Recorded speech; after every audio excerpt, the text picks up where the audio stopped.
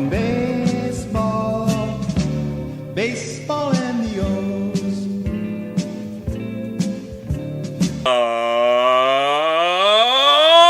Welcome back, Birdland, to another episode of the Talkin Orioles Baseball Podcast.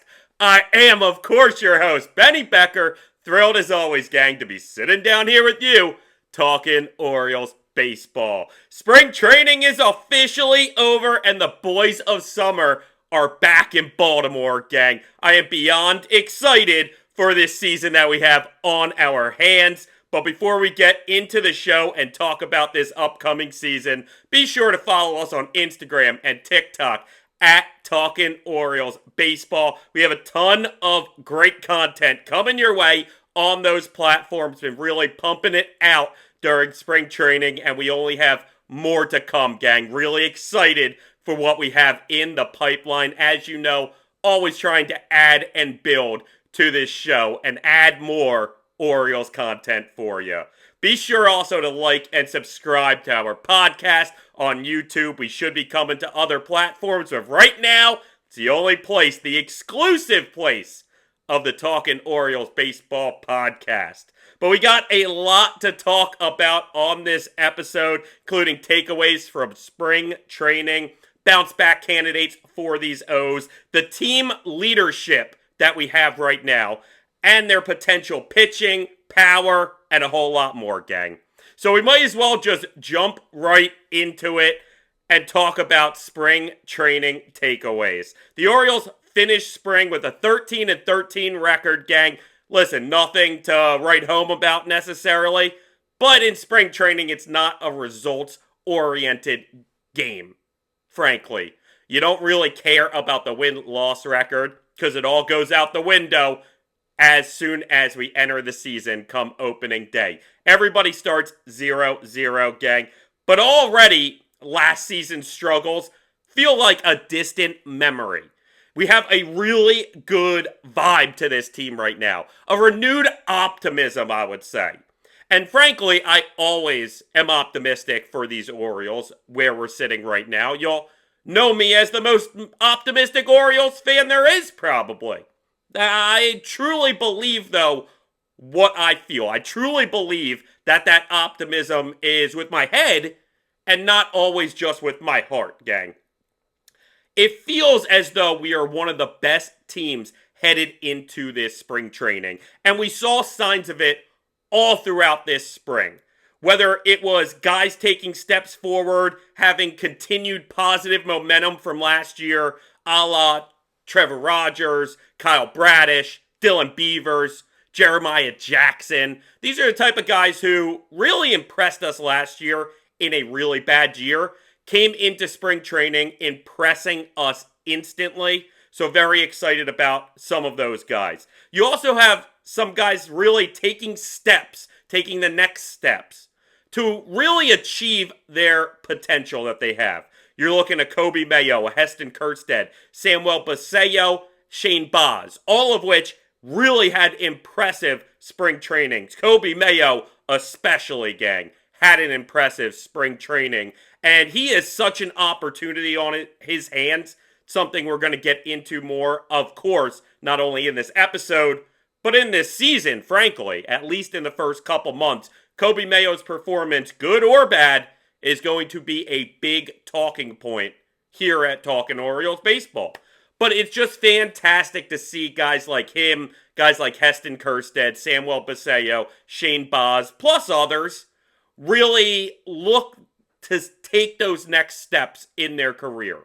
To show that they don't just have high potential, that they're going to have high outputs at this level with that potential. And that's very exciting to see. You also showed signs of guys getting back to being the guy that we expect them to be. The guy that we became accustomed to them being, whether it was for us or even other teams. And Adley Rutschman, we became accustomed to him being one of, if not the best catcher in baseball. Certainly Cal Raleigh took that claim to fame last year as the best catcher in baseball. Well deserved. But Adley Rutschman, I still believe in as one of the best catchers in our game.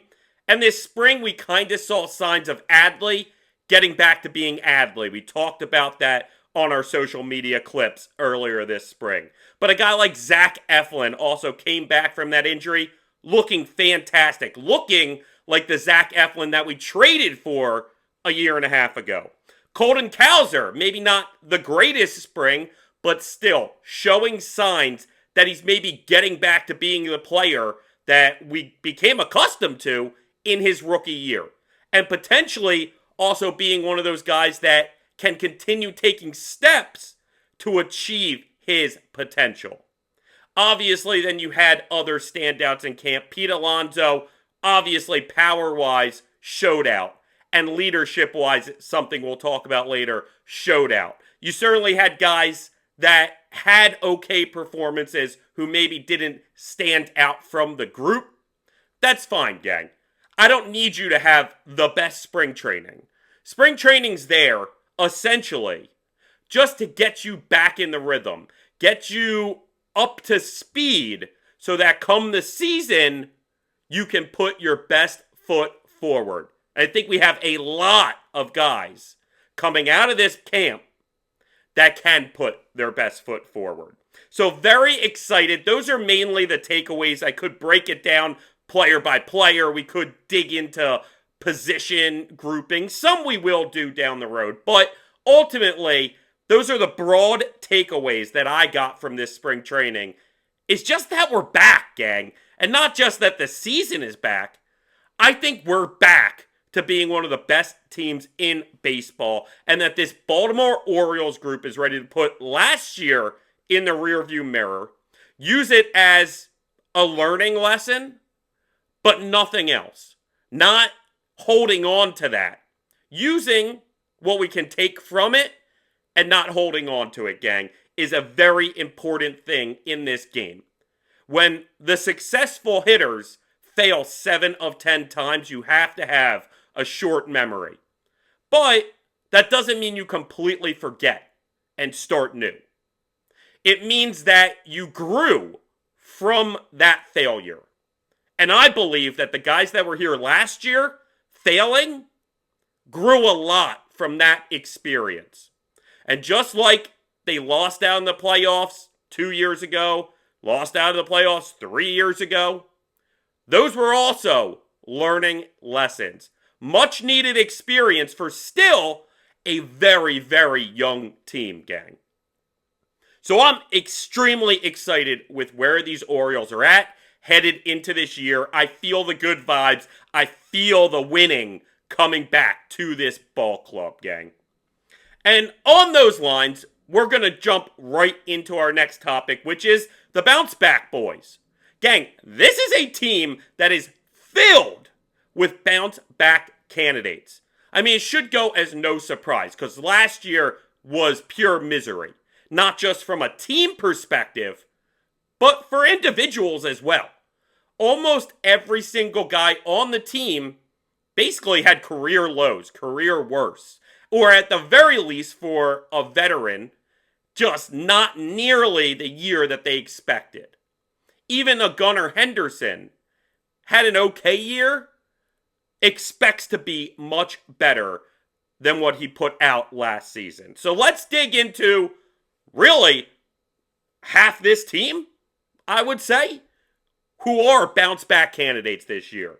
Let's start just with Adley Rutschman. I don't know if it's because maybe he's one of my favorite Orioles or just a guy that I know I personally and a lot of fans out there want to see get back to the old Adley Rutschman. Well, he's looking to rebound from last year where he dealt with injuries almost the entire season. Even when he was out there playing, he was not at 100%, and it really showed. Now, the year before, he started off beyond hot, went into that home run derby, wowed everyone from hitting from both sides of the plate, and then seemed to kind of go into the gutter as far as his performance in the second half of that season. But that kind of was on par for that team because nearly everybody on that Orioles team kind of had their season go in the gutter in the second half. Meanwhile, last year, seemed like everybody on the Orioles was either hurt or when they were healthy, they were not playing well. So, I'm going to chalk it up to Adley just kind of being one of the guys that was struggling in the last year and a half. I'm going to believe that, especially with this new coaching staff who has an emphasis and a specialty with catchers, Adley Rutschman is going to get back to being the Adley Rutschman that not only we expect to see, but that we expected him to become even when he was making all-star appearances. So Adley Rutschman absolutely is bounce-back candidate number 1 for me. Number 2 would be Gunnar Henderson. We just touched on slightly, but again, he didn't have a terrible 2025. However, in 2024, he was an MVP type candidate. And that's what we expect Gunnar to be. So while last year wasn't terrible, it certainly wasn't up to the level that he believes he can play at. We saw how great he was at the World Baseball Classic when he did get to play. And I think we're getting a Gunnar Henderson who's really pissed off and who really wants to show that he's better than the player that was out there last season. And that's a good thing, gang. When Gunnar is playing pissed off, it seems like that's the best version of Gunnar Henderson. So I think Gunnar could very well be towards the top of MVP voting this season and absolutely is a bounce-back candidate. Jackson Holliday, another guy, maybe not a terrible season last year, certainly took strides off of his rookie season 2 years ago. However, certainly didn't play to his potential last season. A guy that, when he gets back from his injury, which should be soon into the season, can absolutely play better than he played last year. So maybe not a true bounce-back candidate, because he is taking steps forward in his career. Definitely took a step up from his rookie season. But a guy that I think could absolutely break out this year, in which case, again, I'm putting him as a bounce-back candidate. Maybe probably more of a breakout candidate, but for this exercise, we'll put him in the bounce-back category. Tyler O'Neill, a guy we brought in last year, absolutely is a bounce-back candidate, as he had a very disappointing first year in Baltimore, but he's the type of guy that when he's healthy, he is absolutely capable of a monster season, gang, offensively and defensively. I don't think we saw the real Tyler O'Neill last year when he was on the field. There's a chance maybe we saw the real Tyler O'Neill when he was on the injured list, because that seems like kind of his MO, and everyone knows that. But he worked this offseason on his durability, his pliability, things that are going to hopefully keep him on the field available. We already know he has all the strength in the world. He's a muscle man. He's the type of guy who absolutely, when he is out there playing, could have a huge bounce-back year for these Orioles. Colton Cowser, going to be the everyday center fielder for us. Another guy who maybe didn't have the worst year last year. Certainly, though, struggled, especially with the swing and miss in his game. We know that that's kind of a calling card. That's kind of his weakness. Obviously, somewhat of a big power hitter, can struggle with swing and miss. But he's the type of guy who absolutely could improve on that and get better and bounce back from a disappointing year last year. Maybe the number one bounce back candidate on the whole team is Kobe Mayo. Once prized prospect Kobe Mayo, now starting third baseman Kobe Mayo. Now, frankly, that's because of Westberg's injury. We've talked about this. However, Kobe Mayo absolutely deserves that job after the spring training he had, hitting nearly 400 in spring training, hitting home runs, hitting extra base hits, just seeming on time, gang. And he's a guy that has had next to no success in the major leagues. Last year started to get his footing a little, I felt, but ultimately a guy that isn't even close to the player that he could be. And we may see that this year. So yet another bounce back, breakout, whatever you want to call it, candidate in Coby Mayo. I'm very excited. I know we talked about this before. I will keep bringing it up, gang. When we went out and signed Pete Alonso, I said that Alonso and Mayo had the same kind of hitch in their swing where their hands went back almost too late, and it seemed like they'd never be able to catch up to a baseball. Obviously, Pete Alonso has been very successful with that, so it's not a worry for me that Pete Alonso has that. It was always a worry for me that Coby Mayo had it. And at the end of the day, the more and more I watch from Coby Mayo this spring training, it seems like he still has that hitch, but now it's on time. He's figured out how to get it on time, just like Pete Alonso, and that's why he's been so successful. As much as I want to say Pete Alonso helped him figure that out, I can't guarantee that, gang. All I know is that it seems like it might be figured out now. And that's a very, very exciting concept, especially with the playing time that Coby Mayo will almost certainly get, assuming that he's at least fairly successful going into this season. Samuel Basallo, again, maybe not, quote, bounce back. Maybe he's more of a breakout. But we know his potential is absolutely through the roof. And there were times when we saw that last year, but he didn't quite look as dominant in his stint in Baltimore last year. Again, beyond young player, just figuring it out, just coming up. I'm excited about what I saw from him last year, and I'm very excited from what I've seen from him so far this spring. Again, another guy you could probably define more as a breakout candidate, but absolutely a guy who could break out and bounce back in the sense of just having the kind of season that everybody is talking about, like he had in the minors. Ryan Mountcastle, another guy who he might not get as many opportunities as everybody else on this list, but a guy who did not have a good season last year. A reason why the Orioles went out and signed Pete Alonso, probably, was a guy like Mayo, Mountcastle, Basallo not dominating last year. But Ryan Mountcastle absolutely has the possibility to be the best pinch hitter, at least right-handed pinch hitter, in all of baseball, gang. He's the type of bench player that, come playoff time, can win you huge games in huge moments with a pinch hit opportunity, and a guy who absolutely will find himself in the lineup at times this season. He absolutely could have a better season than he had last year. Then you start talking guys like Rogers and Bradish, who both individually had fantastic years, especially Rogers, but both really, really good years last year. Unfortunately, it was only in about half the season.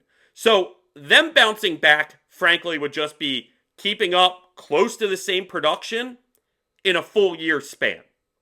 So that's a bounce back that, frankly, as a team, we need from those two guys. At the very least, one of those two guys. But if both stay healthy all season and produce at close to the level that they produced last year, gang, we have one of the best 1-2 punches in baseball. Something we're going to talk about a little later on this show. But both, technically, to me, could be bounce back candidates this year. You got newly signed closer Ryan Helsley, who definitely had a rough second half last year after getting traded to the Mets. There was all that stuff where he was tipping his pitches. He had a huge ERA for the Mets. Certainly, they did not benefit from having Ryan Helsley try and close games for them. However, he's a guy that, in his entire career before, has been very reliable in that closer spot, winning NL Reliever of the Year type reliable. And I think that's going to be the type of Ryan Helsley we get closing games. So he 1,000% is a bounce back candidate. And also, it makes me think if the Orioles were that eager to go out and sign Ryan Helsley, he absolutely, in their eyes, is a bounce back candidate. Because he was the one that they went out and said, that's the guy we want closing games for us. They could have spent more and got Diaz. They could have had a couple other options that they could have explored. Instead, they went out and said, Helsley is the guy we expect him to bounce back, and I expect him to bounce back too. Another newly acquired Shane Baz, the starter from Tampa that we got, had a good year last year. Mainly, it was just a good sign that he was healthy all year long. Certainly his numbers weren't the prettiest. They weren't terrible. But they were truly affected more by the fact that the Rays were playing their home games at Steinbrenner Stadium, the Yankees' spring training, minor league type stadium. And it was, a batter's ballpark to say the least, gang.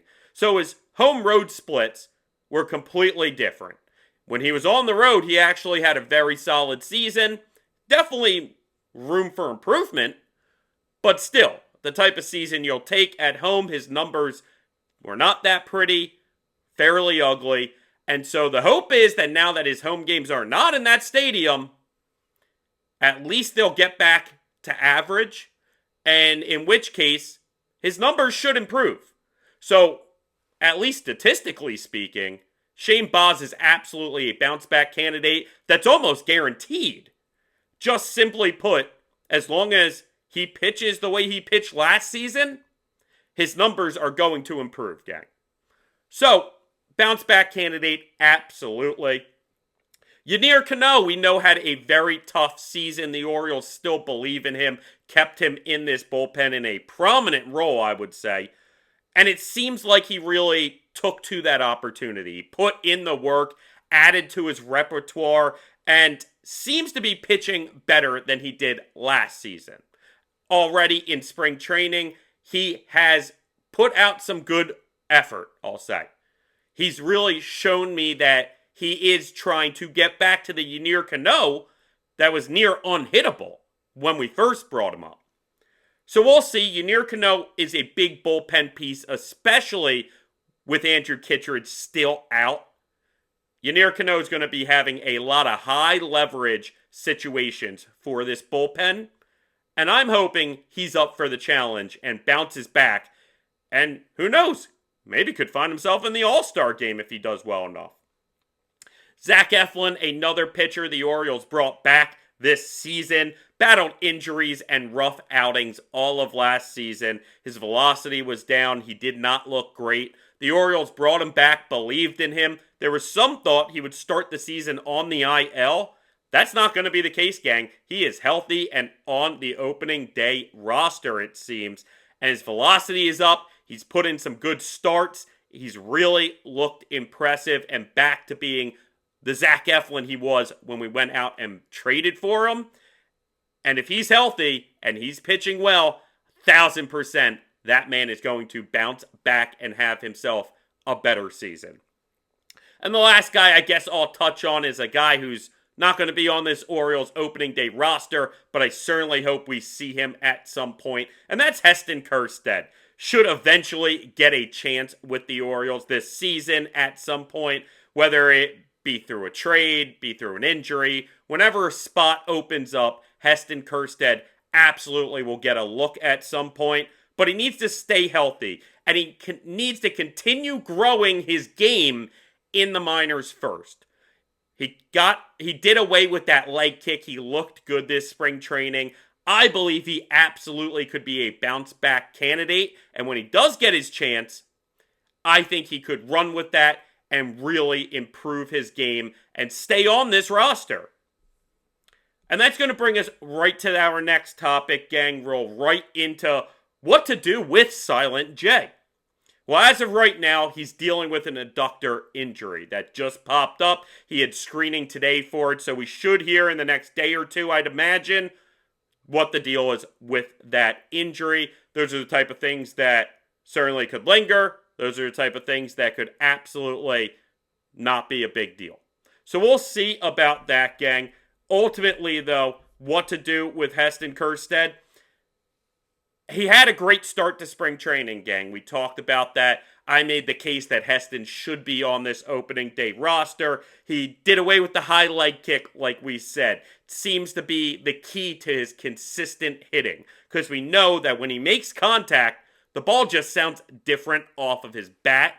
The problem is, gang, he didn't always make that consistent contact.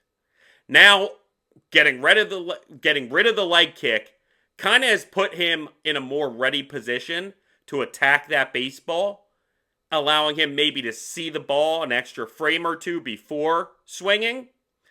Makes all the difference, gang, and it seems like Heston Kjerstad could be on his way to that breakout season that we've been wanting him to have all of these years. The roster right now, unfortunately, though, does not have any space for him. But, like I just said, he's a one injury or one trade away from that opportunity opening up. And it's a long season. Eventually, that opportunity is going to open up for Silent J. I still very much believe in Heston Kjerstad. And I've heard a lot of people talk about how this is a make or break year for Heston Kjerstad and the Orioles. Well, I don't necessarily think that's the case. I understand their reasoning. But if you really dig into it, I think next year would be the make or break year for Heston Kjerstad. Because right now, again, the roster's pretty full with corner outfielders, first basemen, DHs. But if you project to next season, Ward could be gone. Possibly Tyler O'Neill could be gone. Taveras will almost definitely be gone. So will Ryan Mountcastle. So that's 4 spots right now from opening day roster Orioles, who possibly or probably will not be here next year. So I don't see why this is the year that's a make or break year for Heston Kjerstad. If anything, I think it could be a make year, just not a break year. That's just the way I see it, gang. And especially if Heston does not have a great year this year in the break type year. At that point, the Orioles can't really get much for him probably. He probably doesn't have much value to other teams, especially considering his age. So there's no reason why the Orioles would choose to move off of him unless truly they do not believe in him anymore. I don't think that would be the case, even if he has an injury-riddled or tough offensive year. I still think they're going to look at Heston Kjerstad and see the guy that was drafted as high as he was, and see the potential, and also look at a guy like Kyle Stowers, who maybe they gave up on a year early, and then had his breakout. And they don't want to see that again if they can help it. So I think really next year could potentially be the make or break year, assuming Heston Kjerstad has just a whatever season this year. Because certainly he could have the type of season where he breaks through, where he makes it. The problem, though, frankly, for Heston Kjerstad is despite those outfield spots potentially opening, the first base, the DH type spots potentially opening, he does have a lot of young, promising outfielders kind of on his tail, gang. Just to name a few, Enrique Bradfield Jr. knocking down the door to Baltimore already. Nate George is one of the most impressive Oriole prospects we have. We saw how well Vance Honeycutt played this spring training when he was given the opportunity. I mean, all the kid was doing was hitting home runs when he came to MLB spring training. It was very impressive, so maybe he could get himself back into the good graces of this organization. And there's certainly a few other names, too, that you could throw out as kind of impressive guys and guys to look out for in that outfield prospect depth. Heston could wind up getting passed by at least one or two, if not all of them, when it's all said and done, gang. So, while it might not be a make or break year in my eyes for Heston Kjerstad, when you look at how the organization views him against all these other prospect outfielders, it might be a make or break year in some cases. That doesn't mean I don't think Heston Kjerstad is still or not still in this organization this time next year. I think he will be.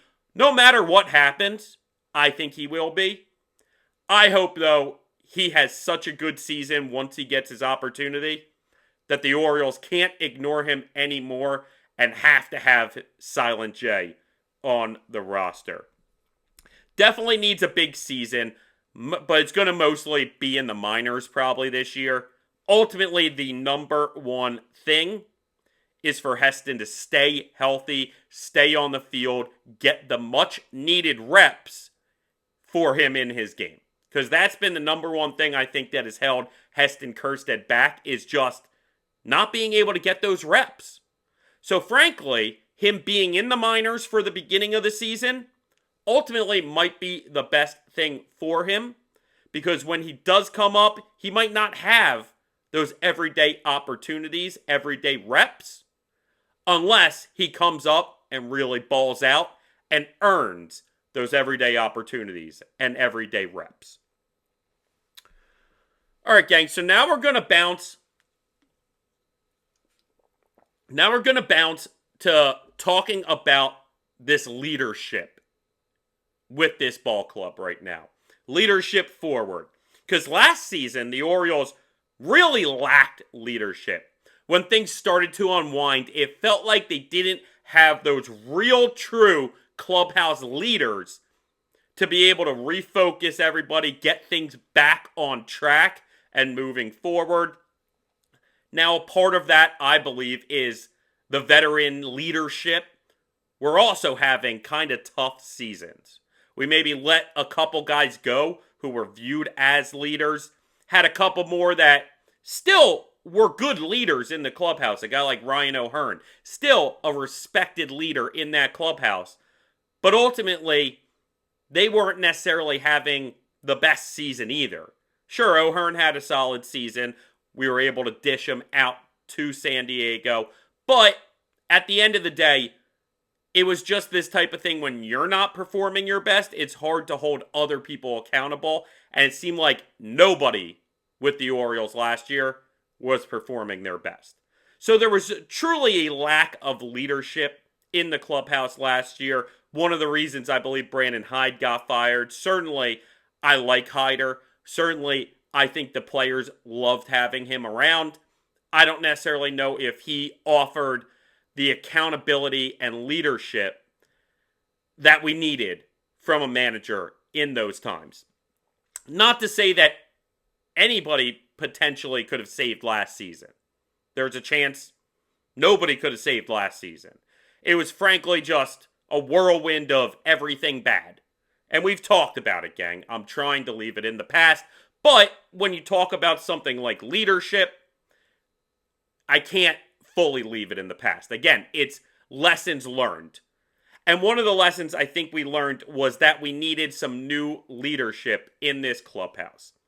And this season already feels different with the type of leadership we have in the clubhouse. And it all starts with new manager Craig Albernez, who absolutely is holding people accountable. A guy that I think the players already like being around. They can joke with, they can talk to. He's not a scary figurehead. But at the same time, he's just a guy that's going to hold you accountable.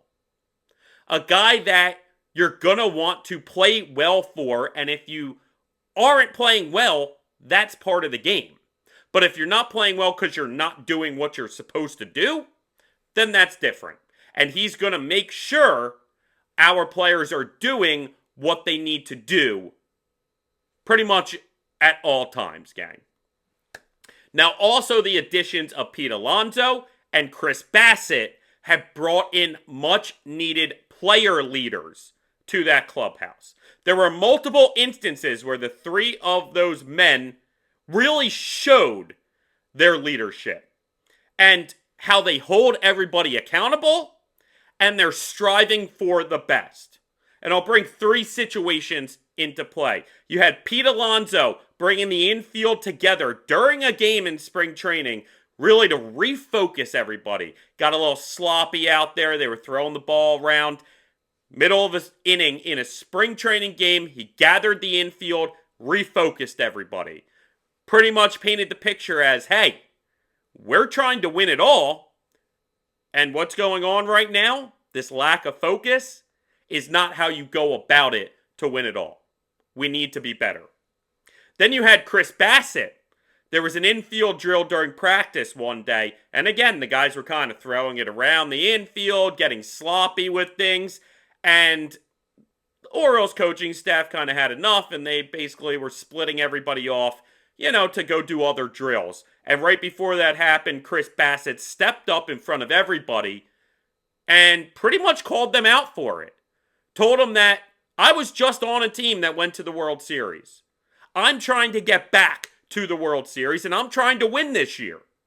And we have the talent, but the way we're going about things right here, right now, is not going to cut it. And frankly, it's much needed to have a guy just be stern, straight up, honest, and holding people accountable. You also had then manager Albernaz voicing his displeasure during one spring training game. Samuel Basallo was behind the plate, kind of got a little lazy, passed ball, runs ended up scoring as a result of it, and really voiced his displeasure in that laziness. Holding even a young guy like Basallo accountable for every single play is important. And that's what he's going to do with all of these players. I'm not trying to be your best friend. I'm trying to be the best manager that I can be for this team. And in order to accomplish that, I need to hold you guys accountable. I need you guys to be laser focused. I need you to understand what's at stake in every single moment. And that's not applying too much pressure. They're all professionals. They realize this, gang. And that's why they appreciate it. And it brings out the best in them. And that's a beautiful, beautiful thing. Another beautiful thing is that it seems like the young core are becoming more of leaders themselves. Guys like Gunnar, Adley, Jackson, other guys around the clubhouse really are taking ownership themselves of this team. Seeing how Alonso and Bassett hold people accountable, and also doing that themselves. Not just holding themselves accountable, but holding their buddies, their teammates, their friends accountable as well. And it's going to go a long way to this hopefully fantastic season that we have on our hands. So next I'm going to bring up maybe one of my favorite topics to talk about the Orioles this offseason, this spring training. Really a soapbox that I've been standing on screaming about for months now, which is this underrated rotation, gang. Truly, I believe that we have maybe the most underrated starting pitching rotation in all of baseball right now. When people look at the O's, I keep hearing this, whether it just be random people, friends, or, quote, experts on TV, on radio, people talking about the Orioles, people that are supposed to be experts, and they always talk about how the Orioles are going to have to win through their offense. And I think they actually have it all wrong. Now, I understand why they say that in part, because I also think this offense is spectacular. In fact, we'll talk about that in the next segment. But I don't think that they look at this pitching staff the way it actually is. Sure, if you look at last year's pitching staff, it was a nightmare. The year before, I think they absolutely had to win through their offense. Same with the year before that. But this is a new year, gang. This is a new team. And these are not the same Orioles of the past 3 years who had to win just through their offense. Certainly the offense is going to win them games and be a driving force in winning games. But don't be surprised if the starting pitchers are actually more of a driving force for these Orioles to win games this season.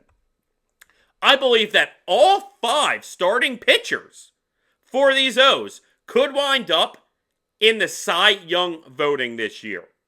Now, let me clarify. I'm not saying that all 5 are going to receive Cy Young votes this year. I just can see the reality for each of these 5 guys to find their way into the Cy Young voting, gang, which frankly, almost all of them already have done at some point in their career. And I think the only one who hasn't is Shane Baz, and he is the best stuff of all of them.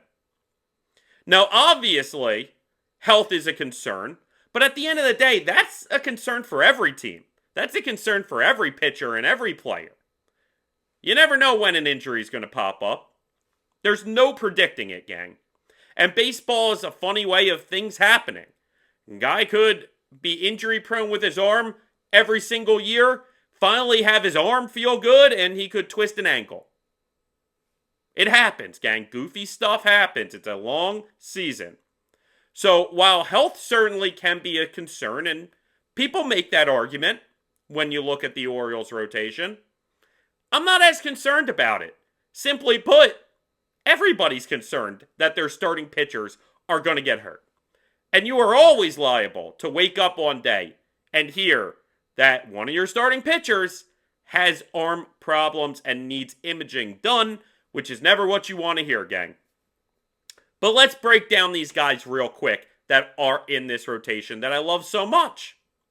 You have Trevor Rogers, seems like the standout of the staff naturally, the guy who gets the nod for opening day, has looked fantastic this spring, put up fantastic numbers, which should be no surprise because last year in his 18 starts, he put up insanely fantastic numbers. In fact, the only 2 pitchers that were in his league last year on a game-to-game basis was Paul Skeens and Tariq Skubal.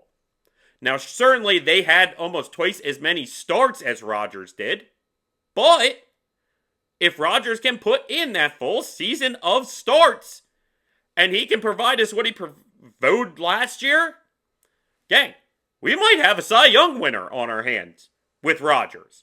I am through the moon believing in Trevor Rogers coming into this year. Then you got Kyle Bradish, who I thought actually would get the ball for opening day, but Bradish himself stated that after he saw one bullpen session by Rogers this spring, he knew that Rogers was going to be the opening day starter. But Bradish himself always seems to pitch great when he's out there healthy. So he's healthy right now, gang. So why would I not expect him to pitch great? Then you got Shane Baz, the Wizard of Baz, who has the best stuff in the whole rotation. Probably the best stuff of anyone on the roster.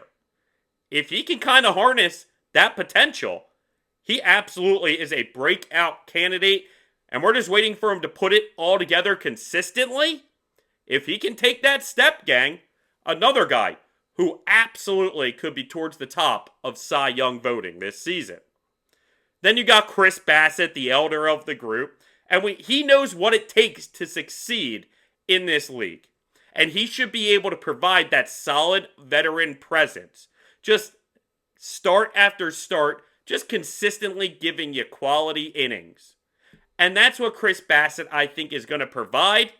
Very excited for his addition, as he's kind of a guy that might not offer the top of the top elite stuff, might not offer top of the top elite numbers, but when it's all said and done, you're going to look at his season and go, wow, that was a nice bring in by them. That was just a very welcomed player to have on this roster. Then you get Eflin, who we did talk about. If he can get back to what he was when the Orioles originally traded for him in 2024, we're going to have maybe the best number 5 in any rotation in baseball, gang. That's how good Zach Eflin can be as far as compared to the other back ends of starting rotations in baseball. Zach Eflin might be as good as it gets. And frankly, I'm shocked that the Orioles didn't start him on the IL this season. I thought that they absolutely would take advantage and work him back, but Eflin worked his tail off, gang. And not only did he work his tail off to get back, when he did get back, he looked phenomenal. His velocity's up. Why would I not think that Zach Eflin can't be extremely successful as our number 5 starter? Gang, the 5 of them. I understand that other rotations might have a more flashy 1-2 punch, but we already have one of the league's best 1-2 punches in Rogers and Bradish.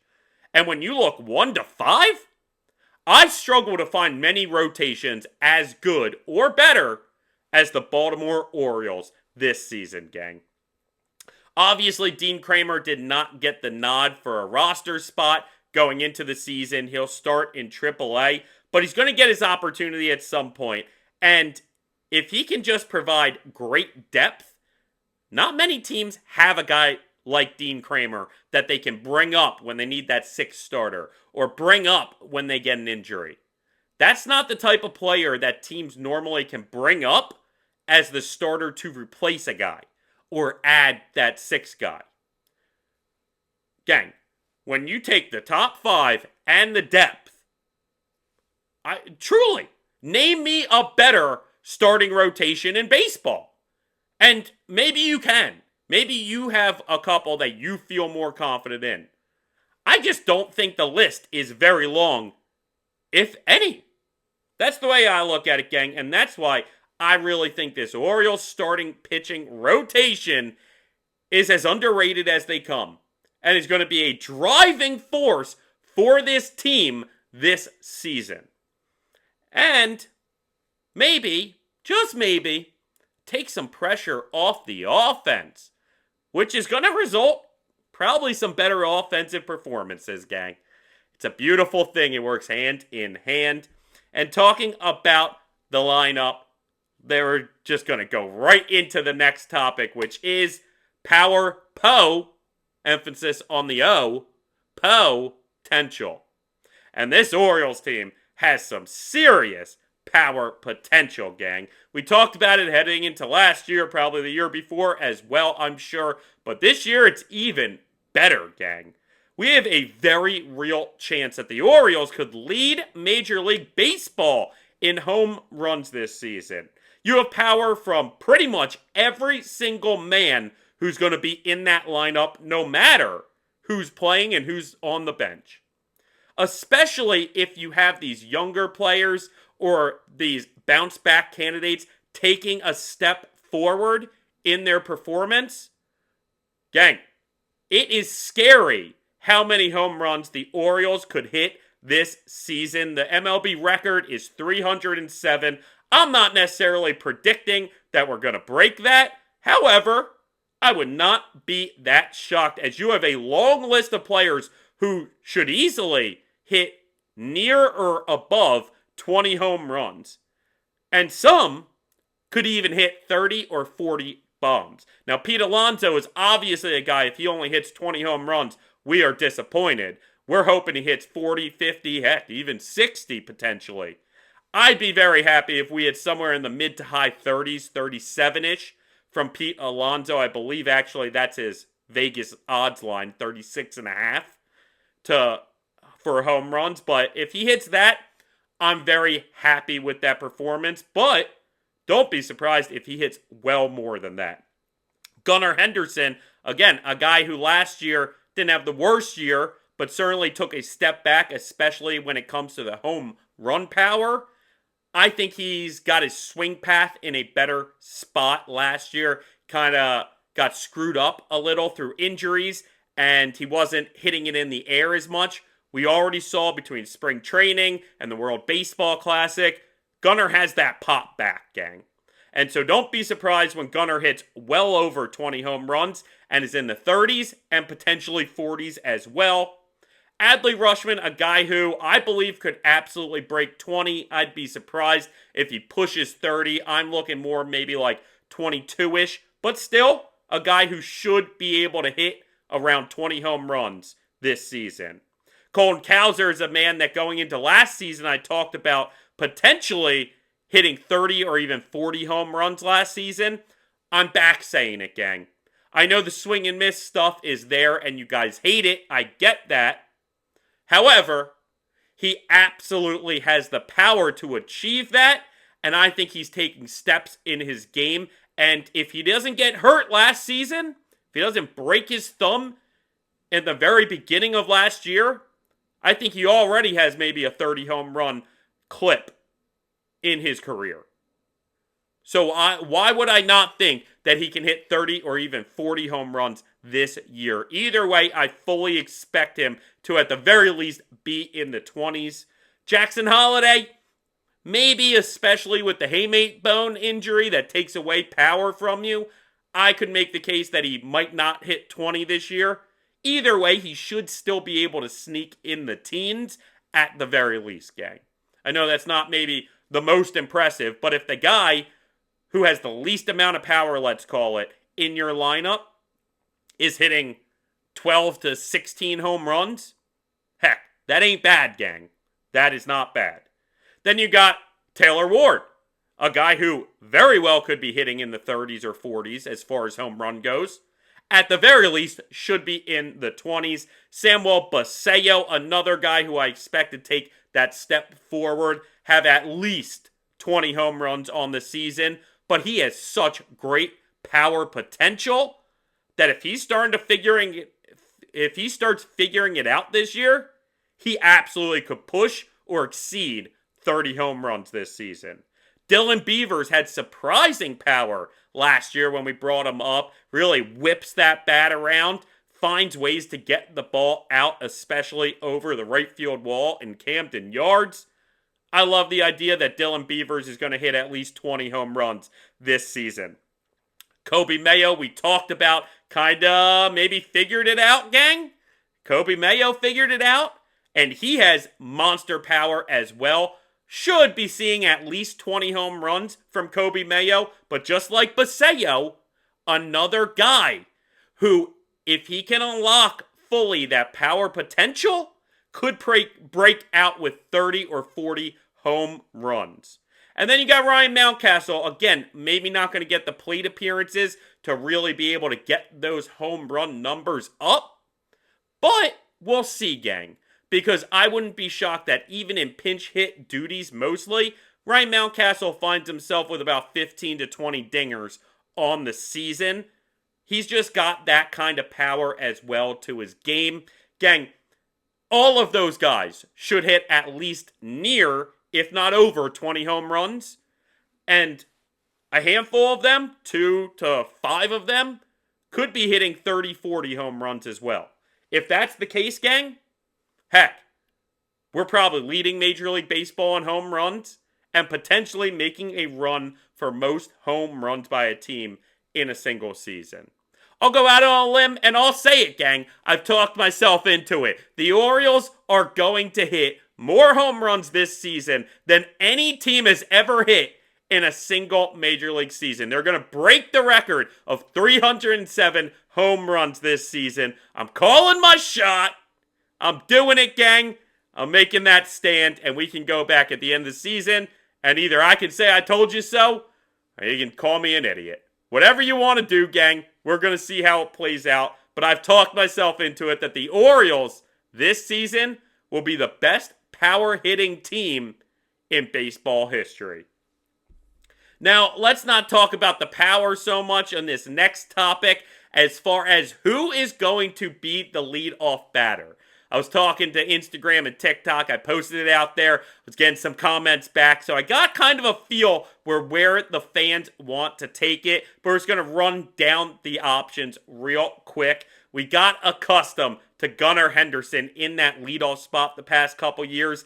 And he might offer the best combo of contact, power, speed. Kind of mixing the old school with the new school. I really love Gunnar Henderson in that one hole. However, when you look at the lineup construction, I don't know if it makes the most sense to lead Gunnar off this year, and we'll get into that.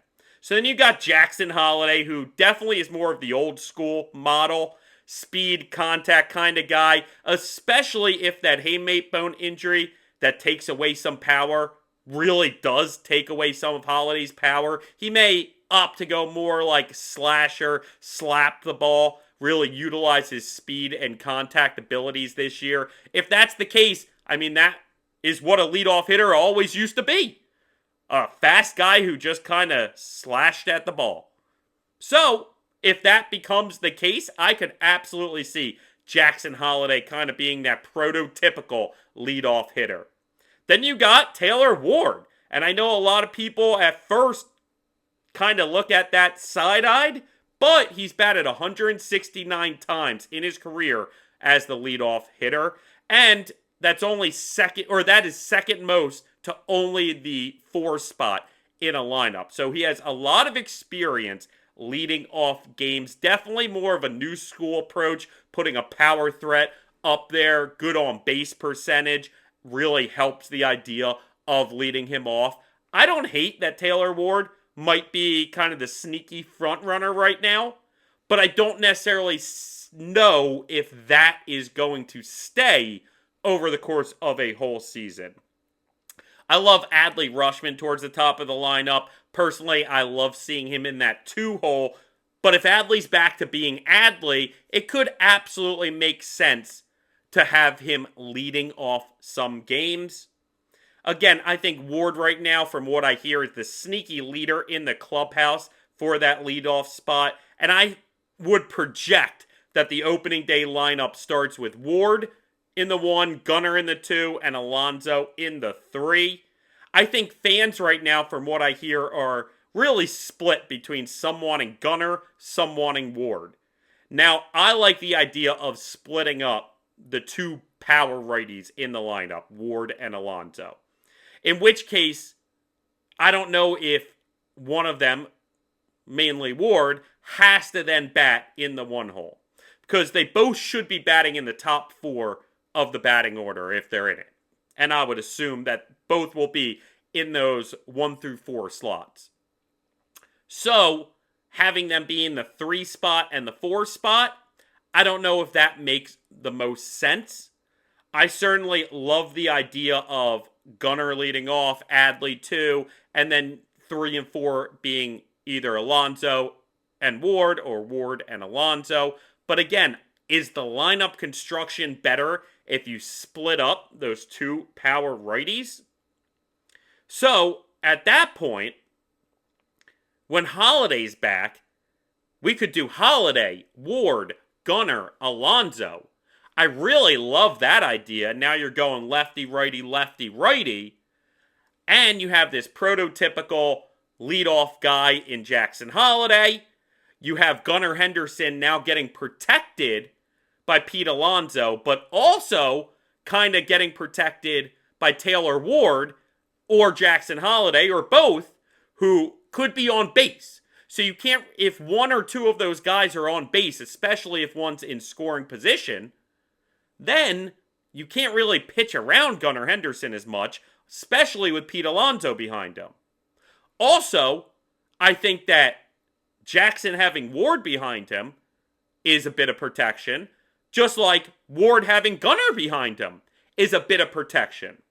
So I really love that idea, but certainly it's going to take a couple weeks until the Orioles have the option to have that, considering Jackson Holiday is still on the shelf. We really will see. I don't think there's anything set in stone right now. Ultimately, I think Alvarez is going to really play with it, try things out here and there, especially early in the season. And at the end of the day, I think this is a question that's ultimately going to resolve itself, gang. Somebody's going to win the job. Someone's going to be put in that leadoff spot and be successful more than the other options have been. And really, not just them, but setting up the rest of the lineup to thrive when they're in that leadoff spot. So I think this is something that's going to resolve itself. Again, opening day, if I had to put money on it, I would say Taylor Ward is the opening day leadoff hitter, followed by Gunnar Henderson and Pete Alonso. But I personally really like that when Jackson comes back, it goes Jackson, Ward, Gunnar, Alonso. I think that's a scary top of the lineup. We will see though, gang. Kind of touching on Jackson Holiday and the injuries. Holiday himself is progressing really well. We've been hearing how he just keeps resuming team activities, now being able to swing with two hands, been doing running and fielding drills even when he only had one hand to play with. Ultimately, everything I hear has been positive about Jackson Holiday and his rehab and his progression, and he still seems to be right on track to come back within 10 days to 2 weeks into this season. Jordan Westburg obviously is still up in the air. He got that injection instead of surgery when they found out that he had the tear in his elbow. From what I hear, it might not be that bad of a tear. And ultimately, it might be one of these things where we were able to dodge a bullet and the injection is going to get him back to a position where he won't need Tommy John surgery. The early reports have been positive, but it's a wait and see kind of game right now for Jordan Westburg. I would assume if he does come back, it might just be with DH duties, which frankly, right now, wouldn't necessarily help the team. Might actually hinder the team having another guy have to be in a DH spot in order to get in the lineup.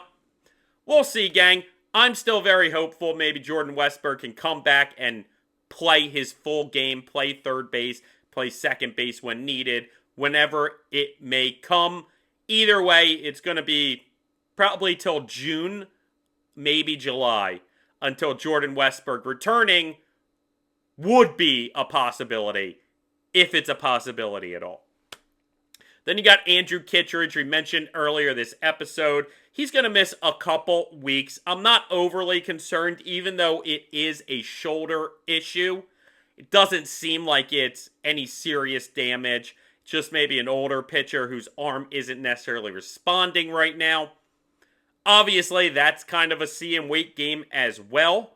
There have been a lot of pitchers over the years that kind of be like, I felt fine, and then it just seemed like my arm was a little dead, and, we're trying this and that, and this is going to get me through, or that's going to get me through, and at a certain point, they just cannot make it through. I recently heard an interview with Cole Hamels, where he was kind of talking about the last couple years of his career, and how he battled all of that, and dealt with that sort of stuff, and so that's what gets me worried.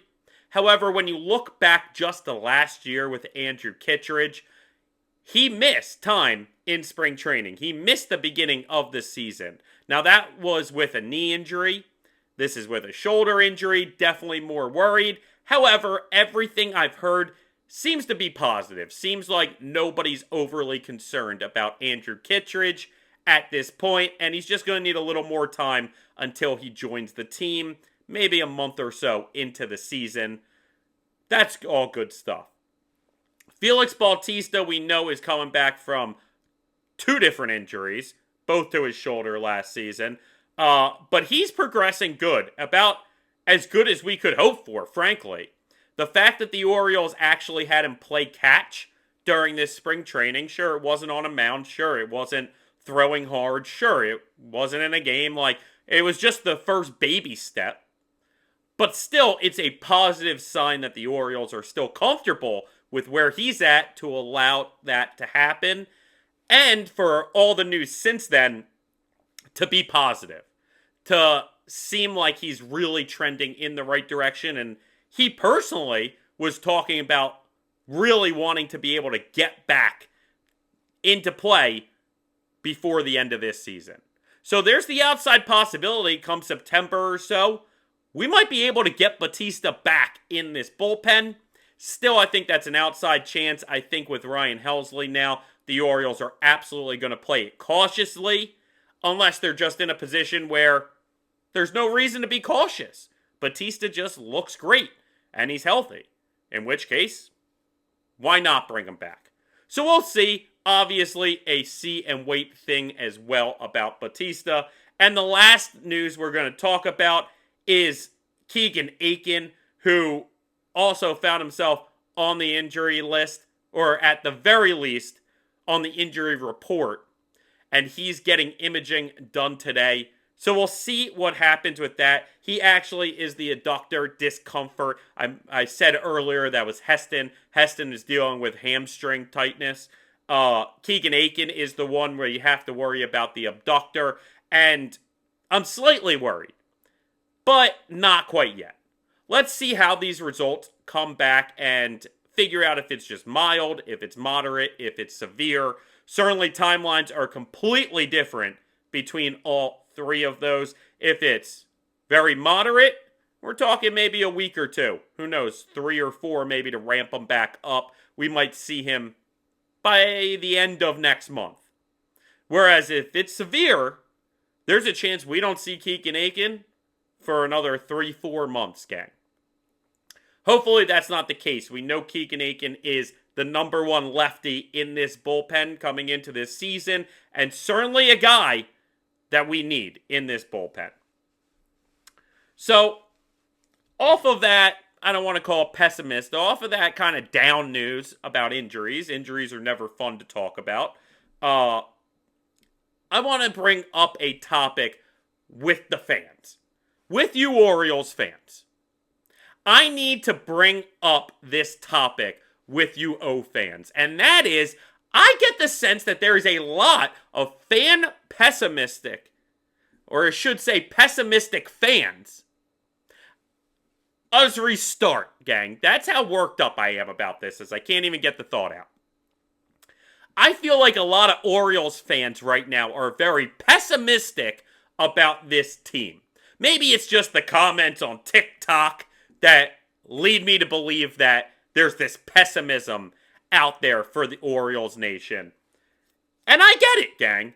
I get it. I'm 37 years old. I've had 36 Orioles seasons in my life.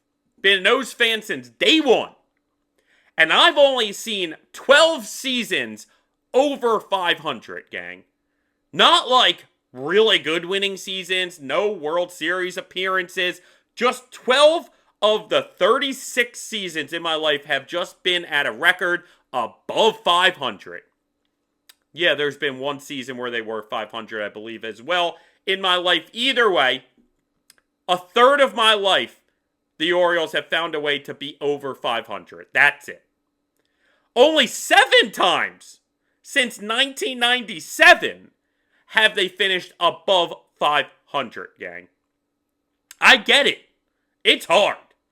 I understand why there are some fans out there who have the initial reaction of just expecting the worst. Just bashing the organization. And especially coming off of last season's debacle. As bad as last season was, I understand why pessimism might be at an all-time high with Orioles fans. But I still believe there are many fans out there who have very high hopes for this team. And I hope that the fans that are pessimistic can jump back on board. Stop with the pessimism. Stop with the negativity.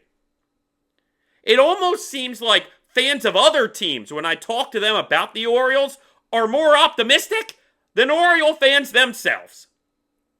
And again, I get it. I know they've broken your heart in the past. But you have to get over that and be willing to get your heart broken again. To fall in love with them all over again. Okay?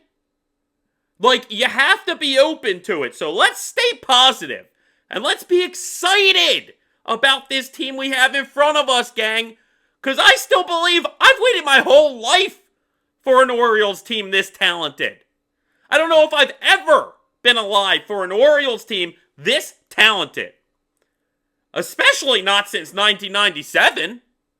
If we're talking since 1998 and on, there has never been an Orioles team this talented. Not 2014. 2014 was a great team, gang.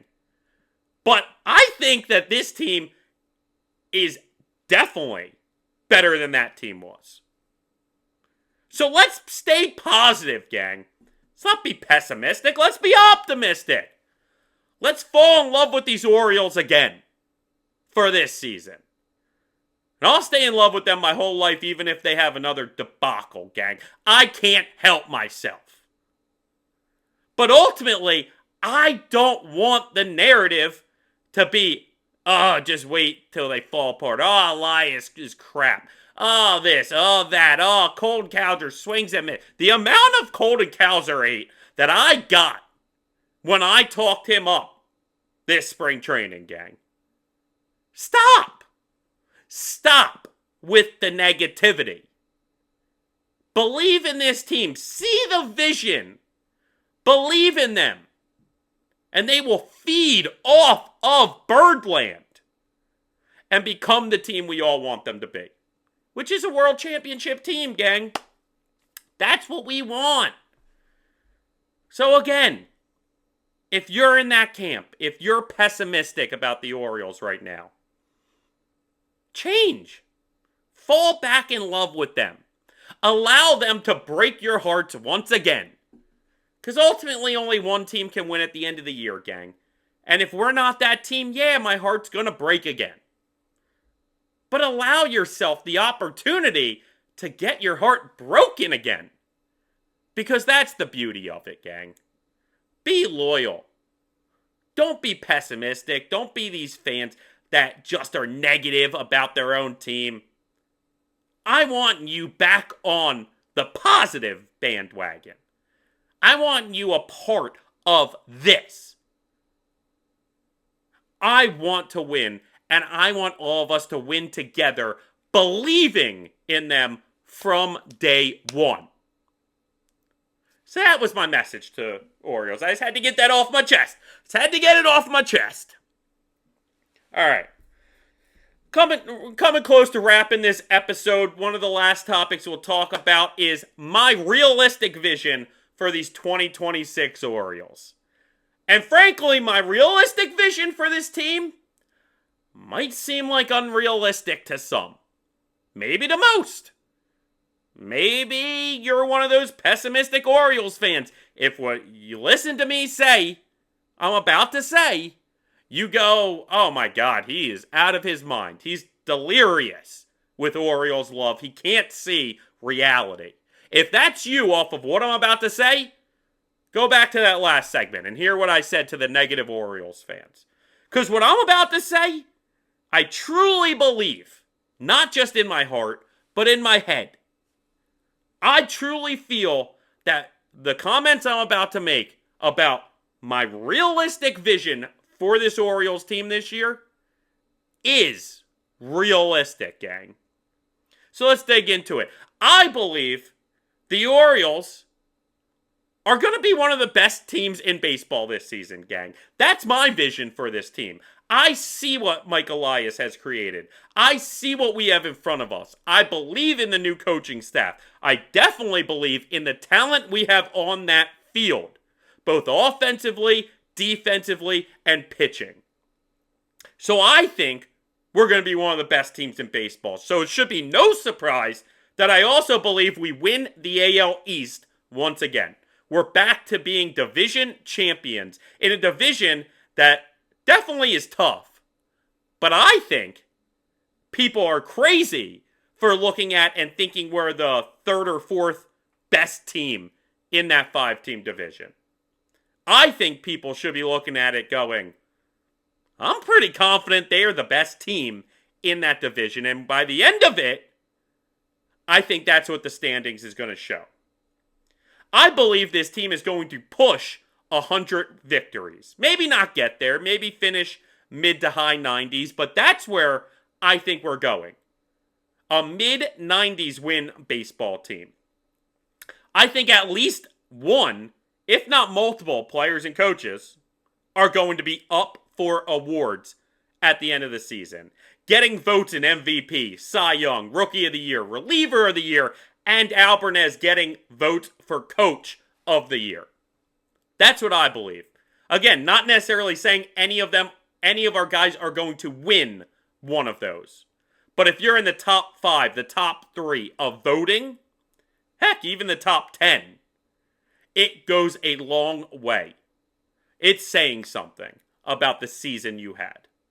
And I think we're going to have at least one, if not multiple people in the votes for those awards. I believe we're finally going to win a postseason game, gang. I do. I think the postseason winless drought ends this year. I think we win a postseason game. Not only that, I think we win at least one series and find ourselves in the ALCS. I think we're headed to the championship series. Not only that, but I fully believe these Orioles are going to win the American League pennant this season. I see it. I believe it. I think the O's are going back to the World Series this year. Again, bookmark it. Write it down. Put it in the receipts. And let's see who's right, gang. Because that's what I believe. I believe these Orioles are headed back to the World Series this year. Now, are they going to win it? That's when maybe my heart and head start to differentiate. Maybe that's where things start going sideways. And I am smart enough and aware enough to say, I'm not going to sit here and guarantee a World Series victory. But do I think we can't win a World Series? Absolutely not. I think we absolutely could win the World Series. Heck, I'm predicting us to get to the World Series. And we just saw last year, I know everyone thinks the Dodgers can't be beaten. No one can beat the Dodgers. They're just going to win every year. One, that doesn't happen in baseball. And two, just last year, the Blue Jays had them on the ropes time and time again. And even if it was by a hair, just couldn't get the job done. Even if it looked like they were about to get the job done time and time again. So why would I sit here and not think that if the Blue Jays were millimeters away from winning the World Series against the Dodgers, and I think that we're better than the Blue Jays. I think we're going to win the division in a division with the Blue Jays. I think we're going to win the American League.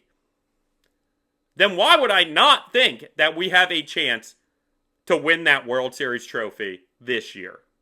So I'm not going to guarantee the World Series. But what I will do is guarantee the O's will be in the World Series this year, gang. Book it. Call me a homer if you want. I don't care. We're going to see who's right. And that's the stand I'm taking. Going back to the World Series this year, gang. We're winning an American League pennant, and we're going to be one of the best teams in baseball all season. And that is my realistic vision for 2026 for these Baltimore Orioles. So like you know, I like to wrap up the show with something fun, something enjoyable to talk about. I mean, it's all enjoyable for me to talk about. That's why I do it. But, you know, something a little more fun. And so we're just going to end the show basically talking about the improvements to Camden Yards I'm very excited about. We talked about them happening. They were announced last year. Very excited that they're finally here. And I'm excited to check them out on opening day. We have a massive new scoreboard, 2.5 times the size of the old one. Don't get me wrong, I saw kind of this shot where someone held up a picture of the old one and then moved it down to reveal the new one. The old one brings me so much nostalgia, I can't help it. But as far as an actual video screen, the actual thing that we're looking at, the new one, hands down, is impressive, gang. So I'm very excited. It's absolutely a huge upgrade. And they kept the clock on top of it, which absolutely screams nostalgia of Camden Yards to me. The new bar under the scoreboard, also a very cool addition straight in center field. It kind of, to me, just feels almost like an extension of that bullpen area where you get to stand, hang out. Yeah, I kind of get that distance view of everything going on, but it's a fun vibe. That's kind of, to me, the feel I get. It's more of an extension of that, even if they don't connect. I really love how it looks aesthetically. I think I'm going to love it as far as using it, putting it to use, hanging out there for some games. So come check it out. Come find me. I might be there any given day, gang. So very excited about that. Renovated club level. I don't spend much time in the club levels, although opening day, I will be there in the club level. So I'll see you then, gang. Very excited. Maybe I do a review for you.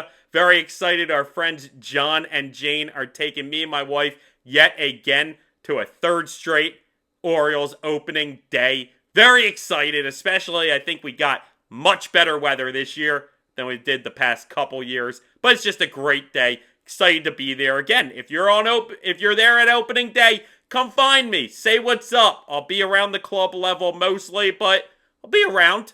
You'll find me.